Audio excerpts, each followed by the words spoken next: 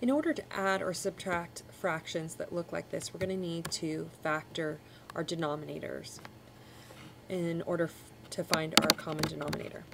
So what we're going to do is we're going to look for two numbers that multiply to give you a negative 8, but add to give you a negative 2.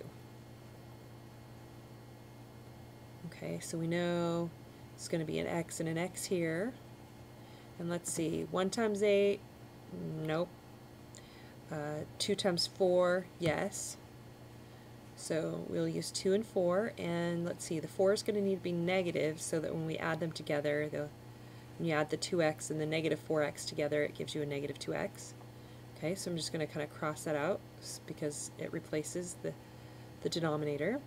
And then this is a special case, it's a difference of squares, so we need to recognize that. So it's going to be x minus 2 and x plus 2.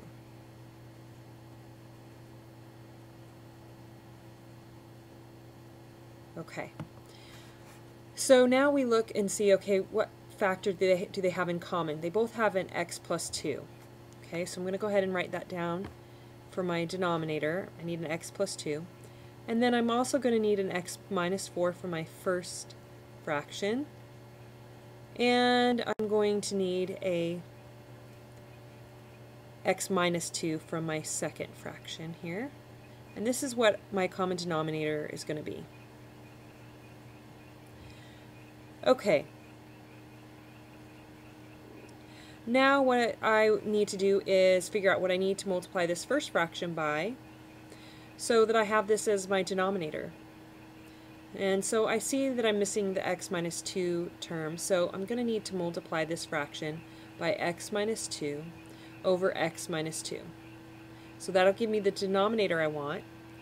But multiplying it by something that equals 1 doesn't change the value of my fraction, it just makes it look different. Okay, so what I'm going to get up here on the top part is going to be 3 times x minus 2.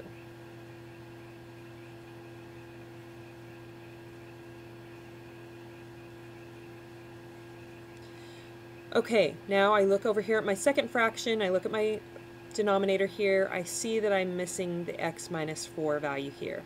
So I'm going to need to multiply this by x minus 4 over x minus 4. Okay, so that'll give me my denominator. Again, it's the power of 1. X minus 4 over x minus 4 is 1. So I'm not changing the value of my fraction here. So I'm going to go ahead and put minus. I'm going to put the 2 first, and then the x minus 4. And here I'm just going to remind you to be a little careful here. You're going to need to distribute the negative 2 into both of these terms when you do this. Just remember, don't forget that negative here, and it applies to both of these. Okay? We're going to distribute here as well, but there's no negative in front of it, so we're not as worried. Okay. So let's go ahead and multiply these together. We're going to get 3 times x is 3x, and 3 times a negative 2 is a minus 6. And then I'm going to say minus 2 times x, that's a negative 2x. And a negative 2 times a negative 4 is a positive 8. Okay. This is all going to be over, and I wouldn't multiply any of these together. If you're going to be able to simplify at the very end, we want these in factors anyway. Okay, so we see, what do we have in common here? Well, 3x minus 2x, that's x. And negative 6 plus 8 is a positive 2. We're going to divide that all by x plus 2, x minus 4, and an x minus 2. Now hopefully you're looking at that and noticing,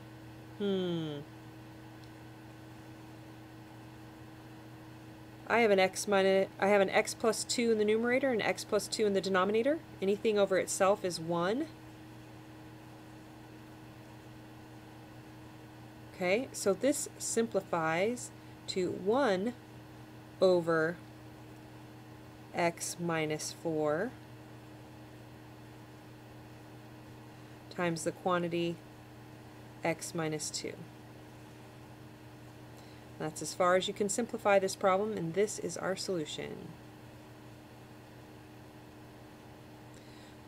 Okay, just a reminder, up here some people make the mistake of trying to factor this x minus 2 and this x minus 2, but there's this minus outside of the parentheses, so you can't do that. You need to distribute, combine like terms, and then look to see if you can simplify. Okay?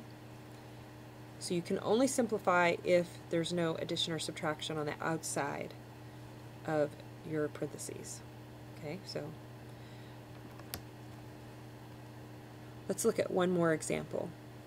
Okay, so I have these factors. I need to factor my denominators here, these quadratic equations.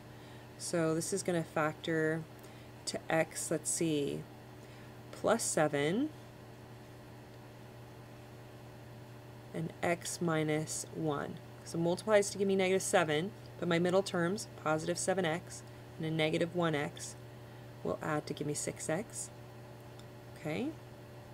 And now I'm going to factor this one over here. Let's see, two numbers that multiply to give me 21, but adds to give me 10. Well, that's going to be 7 and 3. Okay, so I'm looking at I see they both have an x plus 7 in common, so I'm going to write that one down first. And then I'm going to also need an x minus 1 from my first fraction, and then a x plus 3 from my second fraction. Okay. So now we're going to figure out what we need to multiply each equation by to get this common denominator. And I can see from my first equation I need to multiply this by x, my first fraction, x plus 3 over x plus 3. Now you can see you could go ahead and distribute, save yourself a little time, do that step at the same time if you're comfortable with that. So it's going to be 2x plus 6. Okay, and so for my second my second fraction, I can see that I need an x minus 1. So I'm going to multiply this by x minus 1 over x minus 1.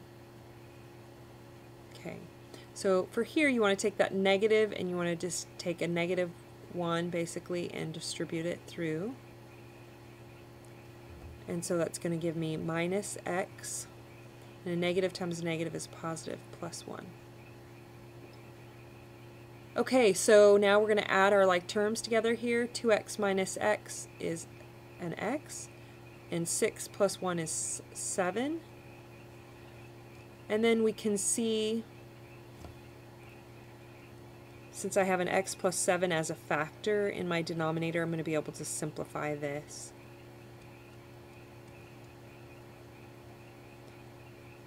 Okay, so my x plus 7 and this x plus 7 cancel, leaves me with a 1, or it simplifies to 1. So your answer is 1 over x minus 1 and x plus 3. And that's as far as you can simplify this, so this is your answer.